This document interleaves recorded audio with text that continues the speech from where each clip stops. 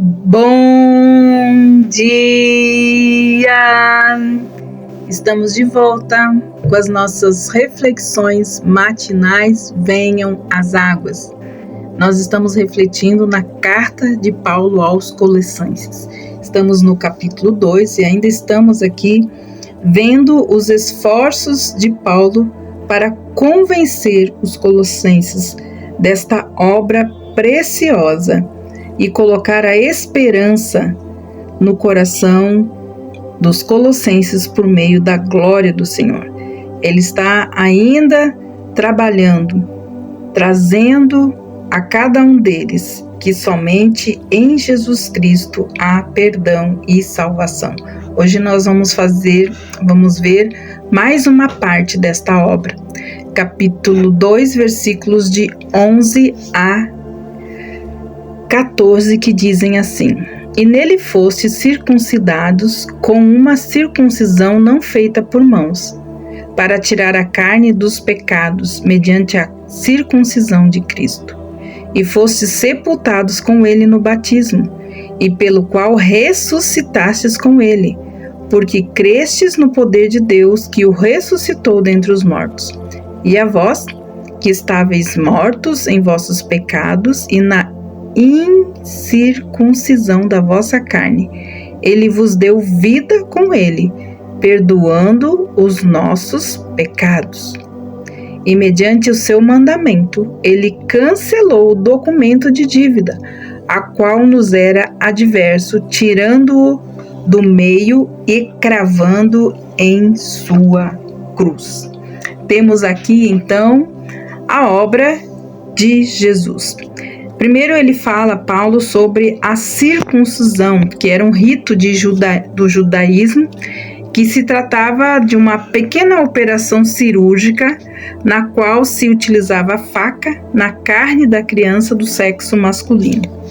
Mas espiritualmente, isso significa a morte da carne, por de lado, esse lado da natureza humana, por ser ela má e corrupta e não regenerada. Infelizmente, o povo judeu concentrou sua atenção na cerimônia em si e negligenciou seu significado espiritual. É o que Paulo traz aqui. Então, tentando obter o favor de Deus por meio de cerimônias e boas obras, afirmavam que havia algo de bom na carne humana, que podia agradar a Deus. Mas eles estavam muito longe da verdade. Não é a circuncisão física que está em vista neste versículo, que é trazido por Paulo nesse estudo, e sim a circuncisão espiritual, que diz respeito a todo aquele que depositou a sua fé e confiança no Senhor Jesus. Isto se torna evidente aqui na expressão circuncidados, não por intermédio de mãos.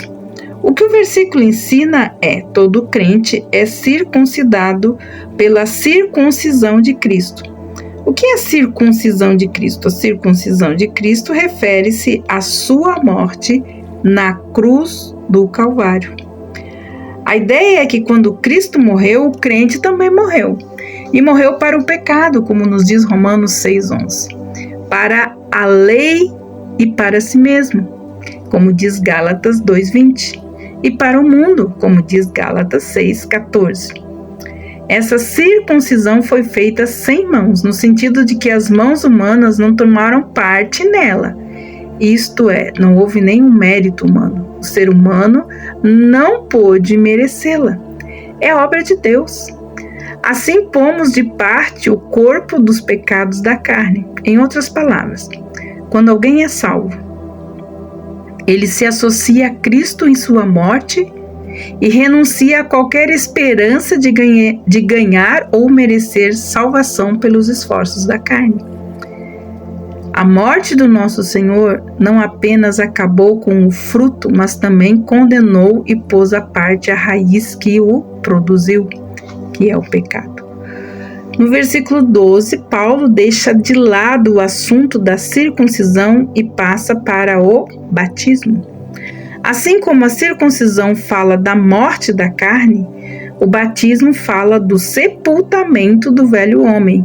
Por isso nós lemos, tendo sido sepultados juntamente com ele no batismo, no qual igualmente fostes ressuscitados mediante a fé no poder de Deus que o ressuscitou dentre os mortos. O ensinamento aqui é que não apenas morremos com Cristo, mas também fomos sepultados com ele.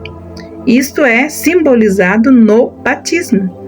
Não acontece no momento de nossa conversão.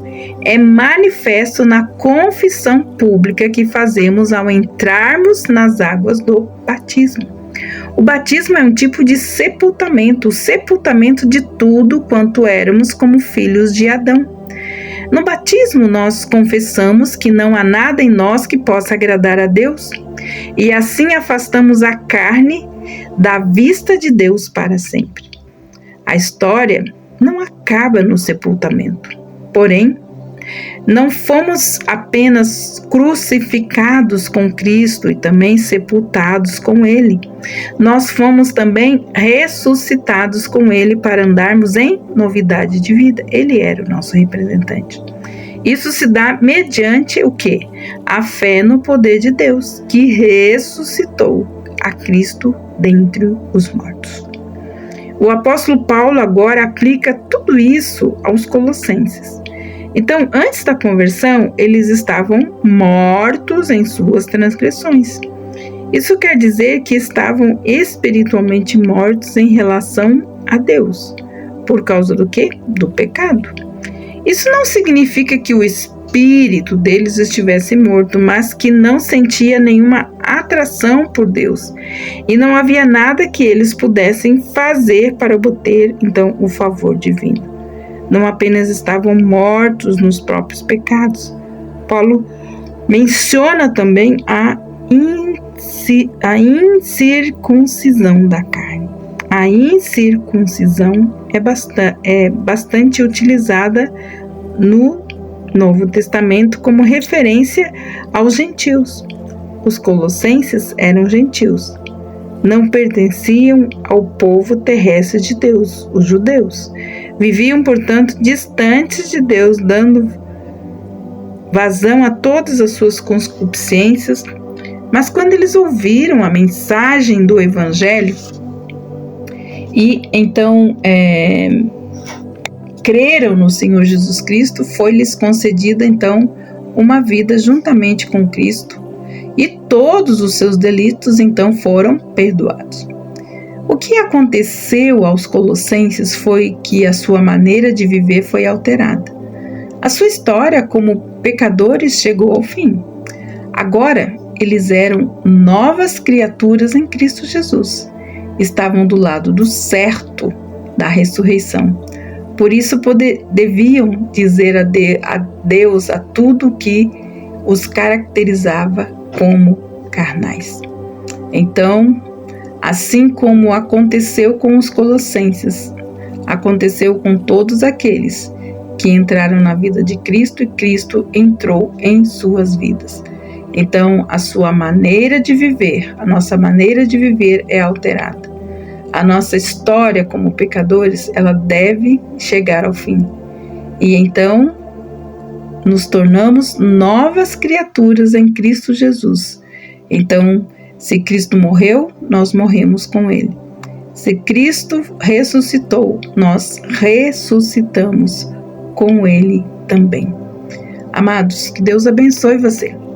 E até amanhã com as nossas reflexões matinais, venham as águas, dando continuidade, então, à meditação do capítulo 2. Que Deus abençoe você e até lá!